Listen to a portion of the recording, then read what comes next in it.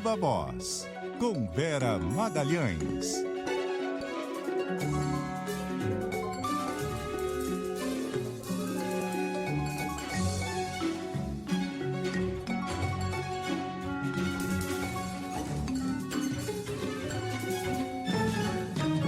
Vera Magalhães, muito boa noite, tudo bem? Oi, Débora, boa noite para você, para Carol, para os ouvintes, para todo mundo que nos assiste também. Oi, Vera. Bom, já vamos direto para Brasília. Samantha Klein está nos últimos dias aí acompanhando as discussões em torno da PEC da blindagem e agora parece que está na mão do Senado, né, Samantha? Ao que tudo indica, sim, Débora. Inclusive, alguns líderes já estão se manifestando abertamente contra a PEC da blindagem. Ou seja, depois de ter sido aprovada aí com uma ampla folga na Câmara, no Senado a resistência vai ser grande. Temos aí líderes como Omar Aziz, do PSD, Eduardo Girão, do Novo, Rogério Carvalho, do PT, claro, já era esperado, mas também do MDB, abrindo voto, dizendo que essa proposta significa impunidade absoluta e imenso retrocesso. Essas palavras, inclusive, estão na nota do senador Eduardo Braga, líder do MDB. Ele ainda disse que a bancada é firmemente contrária a essa proposta e que vai manifestar-se pela inconstitucionalidade do texto. A ministra do Planejamento, Simone Tebet, também comemorou essa nota do MDB, também disse que essa proposta é um retrocesso e que o Senado Federal, como casa revisora, será o guardião da Constituição e do povo brasileiro. Davi Alcolumbre não perdeu tempo e mandou a matéria para a CCJ, ou seja, o rito não vai ser acelerado, será naquele ritmo normal de tramitação de uma PEC. Falei com o presidente da CCJ, o senador Otto Alencar. Ele criticou esse texto, também com aquelas mesmas palavras, falando em retrocesso.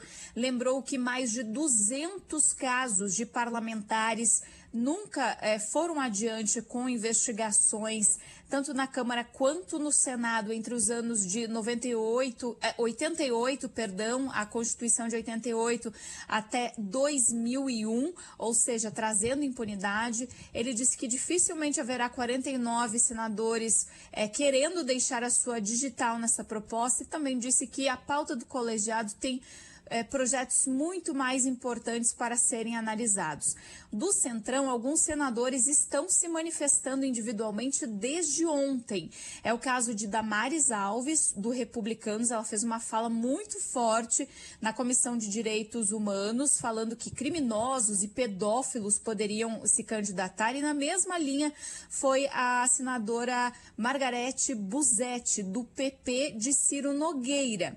Margarete disse nas redes sociais que a PEC vai blindar criminosos. Foi na mesma linha da senadora Damares Alves.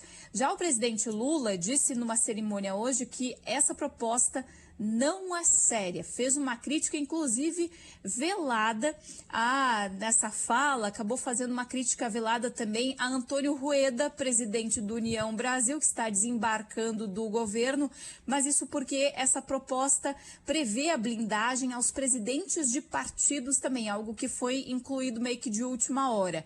Líderes dos partidos da esquerda, como PT, PSOL e PSB, já ingressaram no Supremo com mandados de segurança. No caso do PT, o ministro Dias Toffoli vai fazer a análise. E hoje, Gilmar Mendes, o decano da corte, disse que aqueles processos que estão em curso não serão afetados. E essa medida só valeria para o futuro. Com vocês. Obrigada, Samantha. E o G1 já traz aqui a manifestação do ministro Dias Toffoli, do STF, que deu prazo de 10 dias para que a Câmara dos Deputados apresente informações sobre a tramitação da PEC da blindagem. Ele é o relator de uma ação do deputado Kim Kataguiri, do União, que quer suspender o andamento da PEC. Vera, você fez essa pergunta mais cedo, talvez você já tenha essa resposta. O Senado vai matar no peito? Olha, a Samantha acho que trouxe subsídios importantes para a gente analisar, né? Essas falas, mesmo que isoladas, inclusive de expoentes da direita, como as senadoras Margarete e Damares Alves, mostra que não será tão fácil passar um rolo compressor como aconteceu na Câmara dos Deputados. Ali, essa disfarçatez, né, a falta ali de qualquer escrúpulo e pudor por parte do Centrão, em consórcio com a extrema-direita bolsonarista, foi total. No Senado, os parlamentares parecem estar mais ciosos da própria biografia e sabem que lidam com públicos que não aceitam esse tipo de situação tão facilmente, né? A senadora Damares sempre teve uma atuação voltada para a questão da infância, proteção da infância. E é notório que uma blindagem desse tamanho vai atrair para o parlamento bandidos de toda a ordem, porque não se tem um salvo-conduto tão grande na planície, ali fora da política, para cometimento de variados crimes. Então, isso faz com que ela seja uma pessoa difícil de os defensores dessa PEC conseguirem atrair para a sua causa. O MDB soltou uma nota fechando questão contra a medida. Então, vai se criando aí uma maioria contrária à PEC. Isso facilita para o presidente da casa, Davi Alcolumbre. Ele não precisa ser aquele que vai se indispor com o Centrão para segurar sozinho, matar no peito, como eu escrevi no meu texto, no meu blog. Então, ele meio terceiriza a missão, primeiro para a CCJ, e aí se a CCJ já apontar alguma inconstitucionalidade, já tentar matar na raiz, facilita o trabalho para ele. Outra informação que ajuda a gente a entender aí o papel do Davi Alcolumbre é que no desembarque do União Brasil, de que a gente ainda vai tratar hoje, o Lula já assegurou a ele que os ministros ligados diretamente a ele, Frederico das Comunicações e o ex-senador Valdez Góes, vão ser mantidos, eles não vão cair. Ele é da Integração Nacional, eu acho. O ministro tão sumido que a gente não lembra a pasta dele. Mas que eles não vão cair, que eles vão ser mantidos até porque eles não têm cargos eletivos. Então, isso ajuda a fidelizar o presidente do Senado. Ministro da Integração e do Desenvolvimento Regional. Também estava aqui no Google. A Samantha falou rapidinho no final sobre a fala do ministro Gilmar Mendes. A gente tem um áudio, vamos ouvir. Certamente esse tema virá ao Supremo Tribunal Federal. Também vamos aguardar. Eu ouço manifestações de alguns senadores dizendo que isso sequer será votado no Senado Federal, de modo que a gente pode estar fazendo aqui uma especulação pouco útil. Os processos que já estão em curso seguirão o seu rumo, denúncia já recebida. Bom, tá aí a fala do ministro Gilmar Mendes. Mais uma vez as coisas indo parar no Supremo Tribunal Federal, né, Vera? Antes mesmo de uma conclusão aí da votação no Congresso Nacional, já teve ação no Supremo questionando o andamento dessa PEC e certamente se não houver um impedimento e ela for aprovada, também vai parar no Supremo Tribunal Federal, né? Vai parar lá, certamente. O que está sendo judicializado até aqui é aquela votação sobre mesmo a matéria que já tinha sido derrotada, né? No caso da definição de voto secreto para votação de autorização ou não para processo de parlamentares. Então, essa é uma questão que tende ao Supremo decidir, porque fica óbvio que foram quebradas regras regimentais óbvias ali, de não se poder votar na mesma sessão matéria que já foi objeto de análise. Então, essa pode ser decidida pelo Supremo mesmo antes da matéria ser votada no Senado. Inclusive, Gilmar Mendes disse que sobre a constitucionalidade, especificamente da PEC, ainda não dá para afirmar nada, né? Tem que fazer uma análise e tal sobre esse ponto. E digamos que ela passe, os processos que estão em curso, ok, não vão ser afetados. Mas e depois disso? Né? Digamos que ela passe. E depois, os crimes que ocorrerem depois disso? Hoje, mais cedo, no Jornal da CBN, o representante da Transparência Internacional alertou sobre a possibilidade dessa medida também se espalhar para as assembleias legislativas. Sim, existe essa grande possibilidade de uma espécie de um efeito dominó, efeito cascata aí também nos municípios. Então, é grande a possibilidade do Senado derrubar. Vai ter manifestação no domingo. Isso pode ajudar no convencimento dos senadores, se forem grandes, se tiverem uma grande confluência de pessoas. E aí o Senado vai ficar mais confiante para derrubar a PEC. Muito bem, já vamos falar sobre a pesquisa Quest. Hoje teve Genial Quest falando sobre o cenário de 2026 e mostrou a pesquisa estabilidade das intenções de voto do presidente Lula. No eventual segundo turno, ele continua à frente de todos os seus possíveis adversários. O que chamou a atenção nesse levantamento é que depois da condenação de Jair Bolsonaro no STF por tentativa de golpe de Estado, aumentou consideravelmente o percentual de eleitores que consideram que o ex-presidente deve apoiar outro candidato nas eleições. Esse percentual avançou 11 pontos em relação ao levantamento de agosto, subiu de 65% no mês passado para 76% agora em setembro. E entre os que se declaram bolsonaristas, a variação foi ainda maior, de 15 pontos. 46% querem que o ex-presidente apoie outro candidato, contra 31% em agosto. E o governador de São Paulo, Tarcísio de Freitas, é ainda o nome preferido para substituir Bolsonaro, aparece com 15%. É também o preferido do Centrão, né? Carol, você tem os dados aí de um eventual segundo turno? Estou com eles na mão aqui, Débora. Nos cenários simulados de segundo turno, Lula mantém a liderança, venceria o governador Tarcísio de Freitas por 43% a 35%, mesmos percentuais da pesquisa anterior.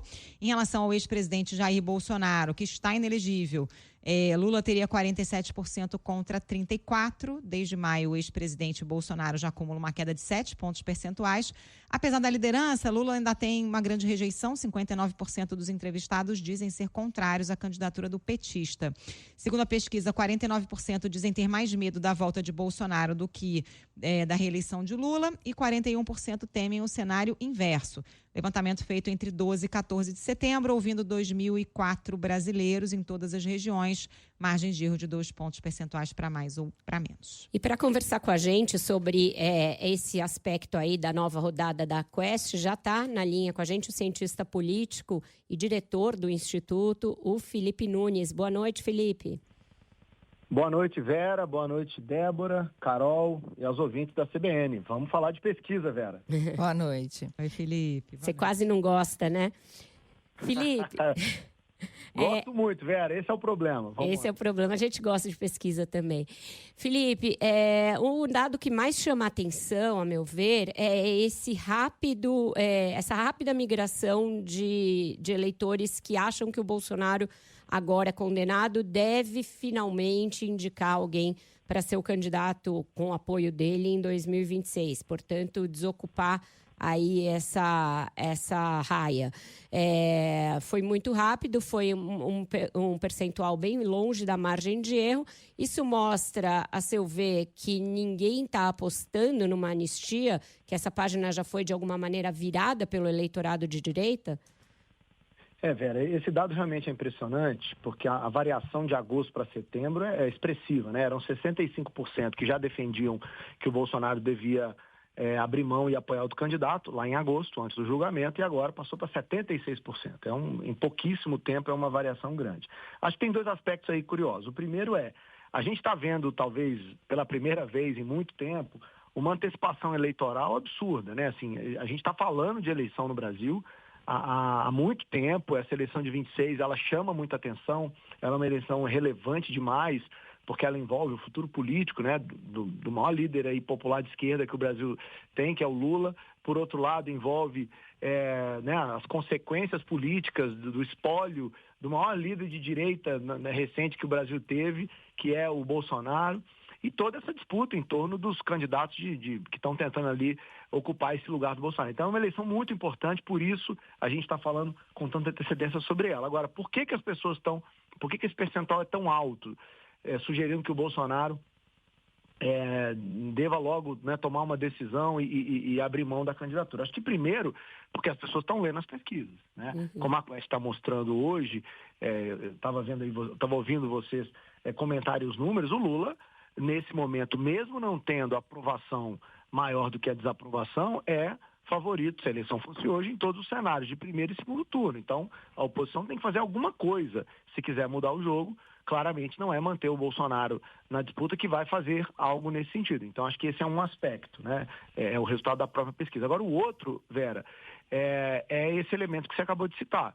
Na terça-feira, nós publicamos um resultado que mostra claramente a maioria dos brasileiros não é favorável a uma anistia que envolva o ex-presidente Bolsonaro. As pessoas até topam uma anistia que seja, digamos assim, de meio termo, para tentar salvar ali alguns dos manifestantes do 8 de janeiro, mas com o Bolsonaro a maioria é contra. Então, um pouco de compreensão do processo de anistia e antecipação eleitoral, acho que ajudam a explicar o que o eleitor está dizendo na pesquisa.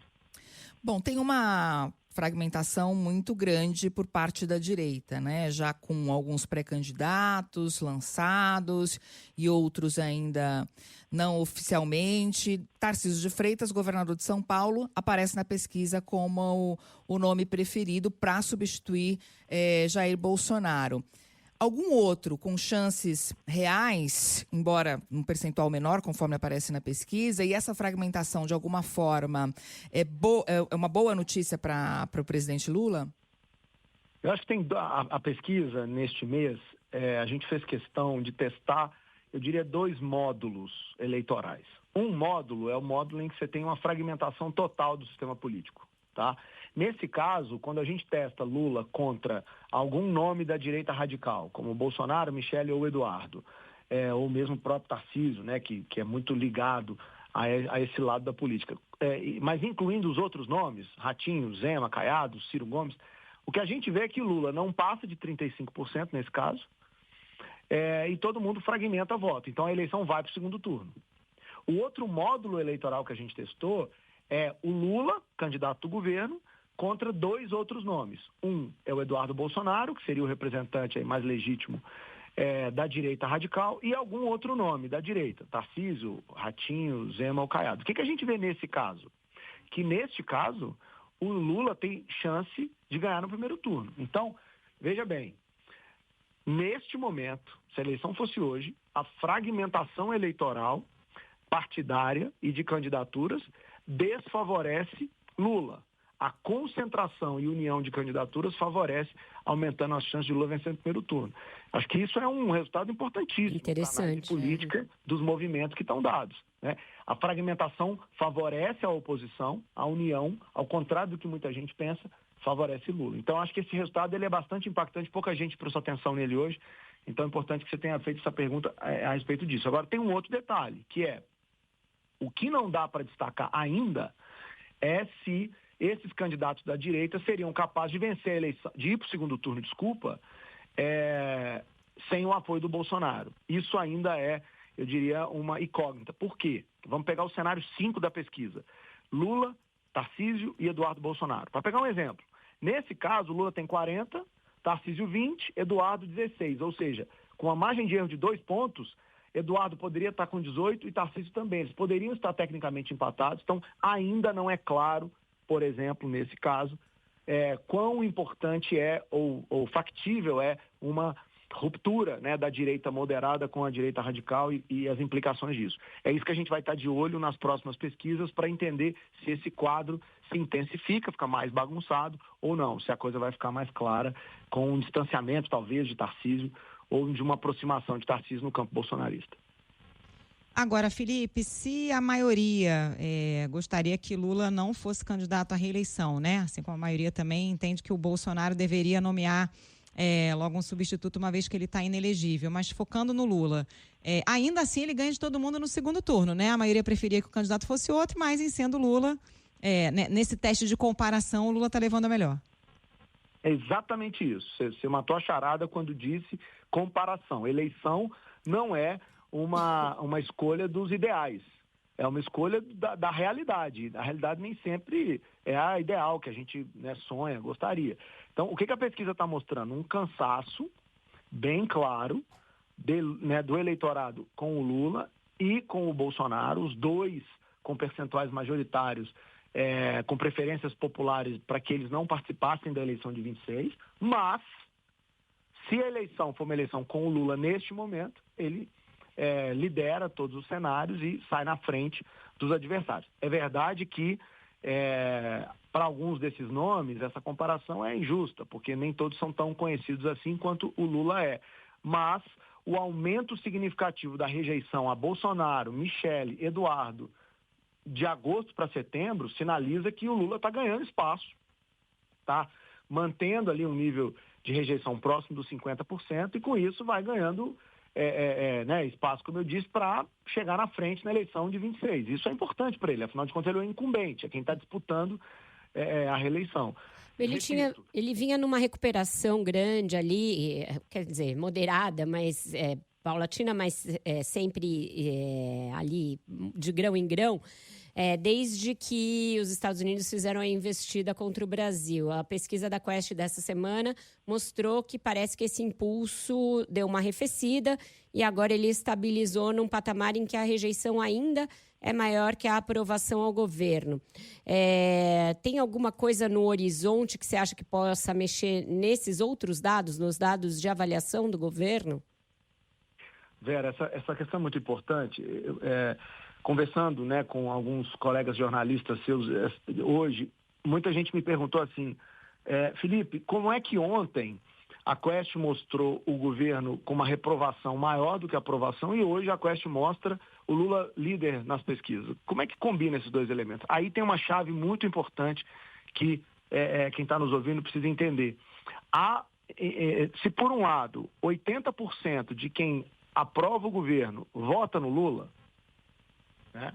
Por outro lado, há 30% de quem desaprova o governo que não vota em ninguém, nem no Lula e nem na alternativa. Ou seja, neste momento, Vera, a oposição não é capaz de atrair todo o potencial de rejeição que o governo tem e transformá-lo em intenção de voto. Eu diria que esse é o grande desafio que a oposição tem até aqui e é o que está dando essa vantagem para o governo. Qual é a variável para mim mais importante nessa análise? A inflação de alimentos. Eu vou explicar por quê. Entre maio e julho, a gente viu uma recuperação de popularidade do governo, eu mostrei na época, muito relacionado ao tarifaço. De julho para agosto, o tarifaço começou a perder força e o que foi importante foi a queda significativa na percepção de que os alimentos estavam mais caros. De agosto para setembro, como não houve melhora na percepção sobre os alimentos e o tarifaço parece que vai se esgotando, o governo acabou ficando no mesmo lugar. Ou seja, é nessa circunstância, é nesse cenário que a oposição tem chance de se organizar, politizar e mudar a agenda. Vamos ver se eles vão ser capazes de fazer isso. Por outro lado, também está na hora do governo começar a discutir outras pautas, porque parece, na minha visão, e os dados da pesquisa reforçam isso, que o tarifaço não é suficiente para reverter esse quadro de desaprovação que a gente viu até aqui. Então vamos acompanhar se o governo muda a agenda, se a oposição muda a agenda e o que acontece com a inflação de alimentos. Só para arrematar nessa mesma linha, antes da gente encerrar, de eu te falar tchau, uma grande mobilização no domingo agora contra a blindagem, contra a anistia, pode ser esse novo impulso? Ou precisaria ser uma ação de governo tipo IR? Eu acho que eu apostaria que o IR tem muito mais força de mobilização hoje do que a mobilização de rua. Agora, se for uma mobilização, como no caso, né, dado que a agenda de blindagem é muito importante, uma mobilização que furasse a bolha, aí eu acho que a gente teria um fato novo em favor de uma posição que o próprio presidente há pouquíssimo tempo acaba de dizer, né, que acha que essa questão da blindagem está errada. Então, Vera, a ver que tipo de mobilização a gente vê, se é uma mobilização de esquerda ou uma mobilização que ultrapassa a fronteira da esquerda e consegue trazer mais gente para a rua. Vamos avaliar no domingo. Vamos. Obrigada, Felipe, por hoje, por sempre. E já ficou o convite para você voltar nas próximas rodadas. Até lá. Eu adoro falar com vocês. Beijo grande, Vera, Débora, Carol.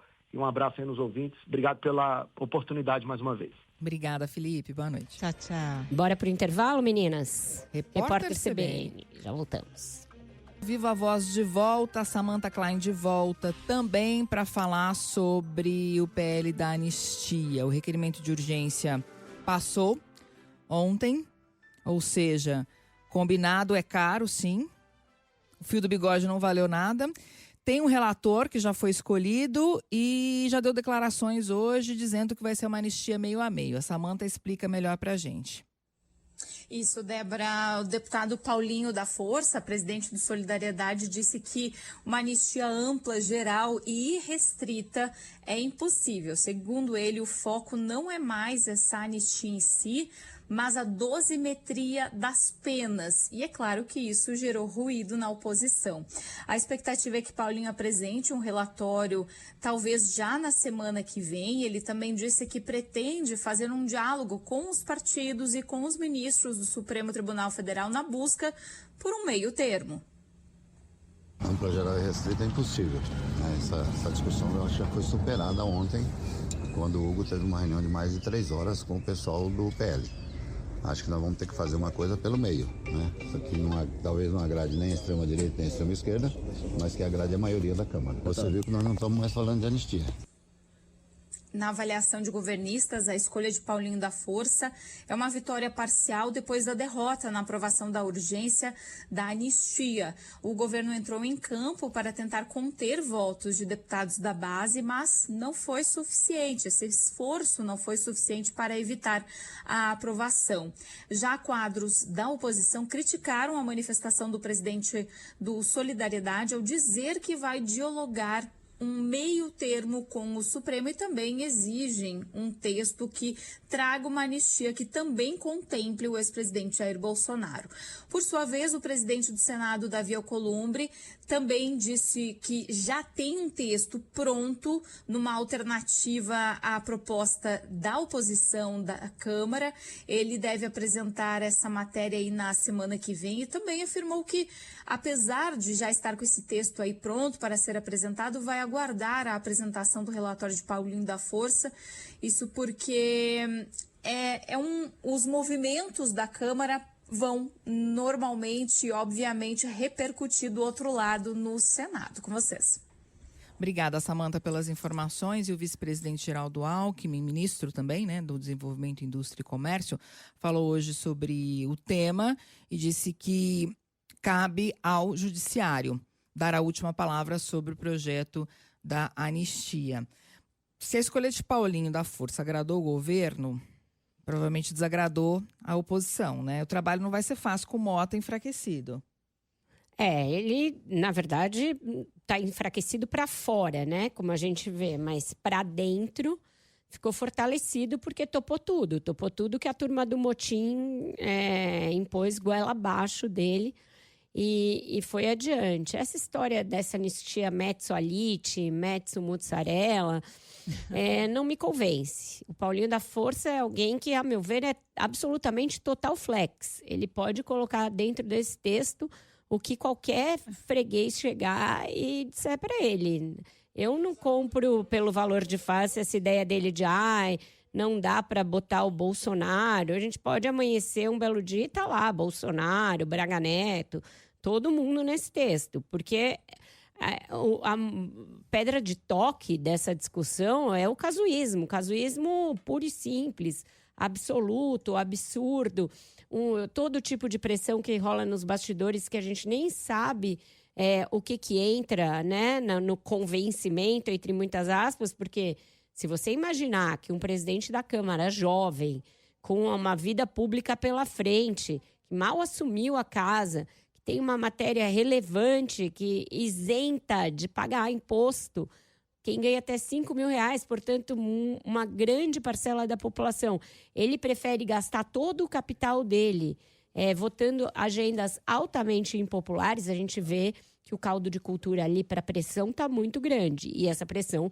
vai se fazer sentir também sobre esse relator. Então, eu acho que está tudo em aberto e que, nesse caso, diferentemente da PEC e da blindagem, ali no Senado eu não sei se seria tão simples o Davi Alcolumbre simplesmente matar no peito e engavetar. Acho que vai acabar sobrando mesmo para o Supremo Tribunal Federal. Agora, aquela negociação para o Bolsonaro ser mantido em prisão domiciliar, essa acho que prospera, né, Vera? Toda a questão da saúde dele, né, que essa semana ganhou muita evidência e muito destaque, inclusive com novas complicações, não só as questões gastrointestinais que são decorrência do atentado que ele sofreu em 2018, mas também agora essa incidência de um tipo, pelo que tudo indica, leve, de câncer de pele, isso vai servir para fundamentar um pedido da defesa dele para que, se a pena não for revista de todo, pelo menos essa prisão domiciliar humanitária seja aquela definida pelo Supremo para ele. Vamos ver como o ministro Alexandre de Moraes vai encarar esse pedido. No caso do Collor, prevaleceu, e agora vai ter de ser de novo submetido ao escrutínio da primeira turma, de novo definido na primeira turma. Não é para agora essa discussão, é para depois do acórdão, depois da decisão de se realmente não cabem os embargos, porque só houve uma voz divergente, que foi a do ministro Luiz Fux.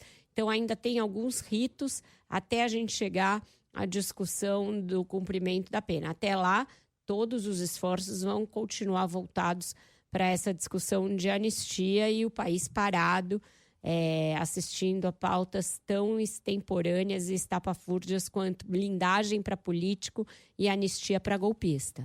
Agora, Vera, quando a Alcolumbre disse que já tem um texto pronto, um texto alternativo, como é que funcionaria na prática? Se sobreporia ao texto da Câmara, juntaria tudo? Não, acho que teria que passar uma coisa na Câmara, depois ir para o Senado e aí ser altamente modificada por um texto do Senado. Ninguém viu também, né, esse texto do Senado. E se discute se afinal é anistia, se é mudança na legislação, né, no Código Penal, para aí sim depois retroagir e beneficiar quem já está condenado. Então é uma dose enorme de voo às cegas que a gente tem nessa questão. É uma questão altamente relevante.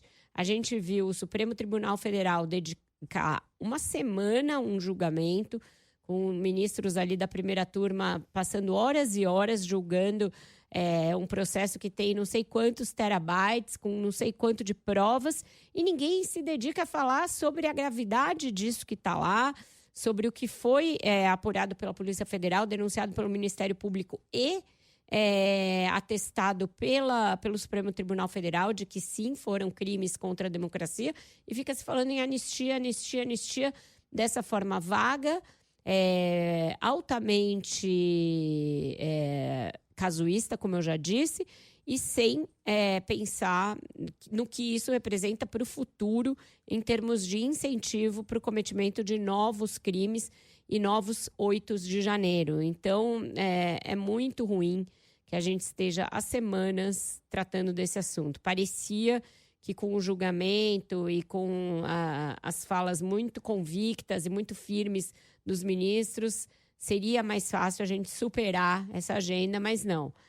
O pessoal veio com o fôlego redobrado para dobrar a aposta e insistir nessa história, né? Como já diziam os versos de Adalto Santos, ficava ali na beira da estrada, vendo caminhar a boiada até o último boi passar. Passaram todos. Isso aí. E sabe quem reclamou? Eduardo Bolsonaro. Está lá nos Estados Unidos, disse que tentou registrar presença na sessão da Câmara ontem para aprovar esse requerimento de urgência. Não conseguiu. A votação foi sempre presencial, ou seja, parlamentar que estava fora poderia votar online. Ele não conseguiu, aí fez postagem nas redes sociais, relatando que teve problema na plataforma, tal, que não está conseguindo marcar a sessão nas presenças. As faltas estão contando lá. A Isa Staciarini tem mais informações sobre um processo disciplinar aberto pela PF contra Eduardo. Isa, boa noite. É isso mesmo, Débora, boa noite. Isso porque o deputado, ele é escrivão, né, concursado da Polícia Federal e, portanto, a PF abriu um PAD, que é esse procedimento administrativo disciplinar, para apurar a conduta dele nos Estados Unidos junto às autoridades norte-americanas para impor sanções contra o Brasil, como a imposição do tarifaço. A CBN confirmou que o PAD está na corregedoria e foi aberto depois de uma representação feita pelo deputado Guilherme Boulos, do PSOL, que pediu a exoneração imediata do parlamentar que é filho do ex-presidente. Eduardo Bolsonaro, a gente lembra, chegou a ser indiciado em agosto por coação contra autoridades pela atuação nos Estados Unidos contra representantes brasileiros. Para a própria Polícia Federal, corporação em que ele faz parte, o deputado e o ex-presidente tentaram atrapalhar o processo da trama golpista que condenou o pai dele a 27 anos de prisão por ter sido líder da organização criminosa. É com você, Débora. Obrigada, Isa, pelas informações. Só para trazer um dado aqui que está no Jornal o Globo, o Eduardo Bolsonaro já tem 23 ausências não justificadas na Câmara. Se a gente não considerar o período que ele teve licenciado, isso já é mais da metade. 62% dos dias com sessões deliberativas que ele deveria ter comparecido, ele não compareceu. Nem para votar anistia. Eles bradam por anistia todos os dias. E de repente isso é meio demais, né? Vamos fazer mais um intervalo? Daqui a pouquinho tem mais Viva Voz. Estamos de volta com informações da Samantha Klein sobre o desembarque do União Brasil, né, Samantha? Conta pra gente. Carol, olha, a União Brasil antecipou esse movimento de desembarque, deu um prazo até amanhã para que todos os seus filiados saiam da esplanada dos ministérios e de outros cargos.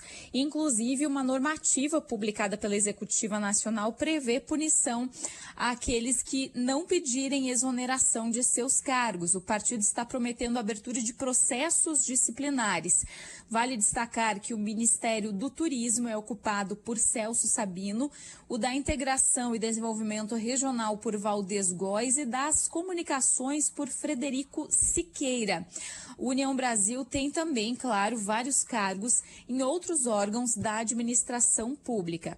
Conforme uma fonte que a Isa Staciarini ouviu mais cedo, é uma fonte ligada à Casa Civil, o presidente Lula e integrantes do governo gostam muito do trabalho dos 3 ministros. Inclusive, o Celso Sabino tem aí um protagonismo com a COP30. Em outra frente, também conversei aí com algumas pessoas próximas a Celso Sabino que disseram ele está vindo a Brasília, saiu de Belém, uma agenda ali que foi cancelada e veio para cá e deve ter essa reunião com o presidente Lula ainda hoje. Então é um movimento que nós temos que acompanhar, pois Celso Sabino tem vontade de ficar no governo, pelo menos por enquanto acontece a COP30. Porém, o que se espera? Só se tem 2 caminhos, ou deixar o partido ou deixar a esplanada dos ministérios. Com vocês. Obrigada, Samantha. E aí, o que você acha, Vera? Desembarca ou não desembarca? Ou mais ou menos? Esse daí é o que acho que está sofrendo mais as dores do desembarque, porque ele gosta de ser ministro, ele tem essa COP pela frente, que é um evento no estado dele, né? E que tem todo um potencial de gerar holofotes e tal, e não gostaria de desembarcar. Mas, por outro lado, o padrinho dele principal é o Arthur Lira, né? Que é a mão que balança o presidente da Câmara, Hugo Motta, uma das mãos. Então, seria uma desfaçatez muito grande eles falarem, estamos desembarcando e deixar para trás um ministro indicado pelo Arthur Lira, né? Diferente da situação dos ministros do Davi Alcolumbre, porque eles nem filiados direito são. O Valdez Góes era do PDT, quando foi indicado pelo Alcolumbre na cota do União Brasil. Não consta que ele esteja filiado, assim, ou que morra de amores por uma filiação à União Brasil. Acho que pode trocar de partido tranquilamente. E o ministro das Comunicações também era um burocrata lá do setor, e pode também ficar numa boa. Já ouvi dizer que eles vão ficar. O que me disseram hoje, eu apurei, é que o governo quer se antecipar à União Brasil e começar a demitir o pessoal de 2º e 3º escalão, que é um pessoal que talvez a União Brasil fosse fingir que nem viu que estava lá e deixando no governo. Olha, fizemos o desembarque e deixa um monte de indicado por deputado, por senador, ali nos escalões de baixo, ali nos estados, né? Nas estatais, nas autarquias, que é uma coisa que o partido adora. Então, o governo está querendo se antecipar e tirar esse pessoal indicado ali nos outros cargos. Vamos ver o que vão fazer, por exemplo, né? Com os indicados do Lira na Caixa. O que vai acontecer? com as diretorias da Caixa Econômica Federal. Vai sair todo mundo. Porque, assim, todo mundo está falando União Brasil. Não esqueçamos que virou uma federação. O Arthur Lira, ele é PP, mas agora é União Progressista. Então, tem que valer a federação também para essa ordem unida de deixar o governo, né? Veremos. Vera, obrigada. Amanhã tem mais Viva Voz, então. Amanhã tem mais Viva Voz, daqui a pouco tem Tricolor. Então, até amanhã, pessoal. Amanhã, sexta, resumo da semana, né? Resumo da semana, espero que com vitória do meu Tricolor. Vamos, São Paulo.